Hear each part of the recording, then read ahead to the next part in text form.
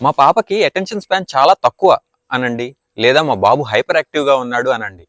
పదాలు ఏవైనా పిల్లల్లో కాన్సన్ట్రేషన్ లెవెల్స్ అన్నవి క్రమంగా తగ్గుతూ వస్తున్నాయి అన్నది మాత్రం వాస్తవం. సరే, అసలు పుస్తకాలకి ఈ కాన్సన్ట్రేషన్కి ఏంటి సంబంధం అని అనుకోవచ్చు. పుస్తకాల్లోని బొమ్మలు టీవీలో ఫోన్లలో ఉన్న బొమ్మల్లాగా కంటిన్యూస్గా పరిగెత్తవు, అసలు కదలవు కూడా కదా. సో మన పిల్లల బ్రెయిన్ కూడా పరిగెత్తడం మానుతుంది. అయినా కంటిన్యూస్గా పరిగెత్తుతూ ఉంటే అసలు ఓపిక ఎక్కడి నుంచి వస్తుంది? ఓపిక ఉంటేనే కదా ఏకాగ్రత నిలిచేది. మనం పిల్లలకి పుస్తకాలు చదువుతున్నప్పుడు వాళ్ళని చక్కగా దగ్గరికి తీసుకొని చదువుతాం. అప్పుడు స్పర్శ ఉంటుంది. హావభావాలతో చదివినప్పుడు నిజమైన ఎమోషన్స్ ఎలా ఉంటాయి, ఎక్కడ ఉపయోగించాలి అన్న విషయం వాళ్ళకి తెలుస్తుంది. ఒక 4 పుస్తకాలు పట్టుకొని చదివితే అరగంట ఇట్టే గడిచిపోతుంది.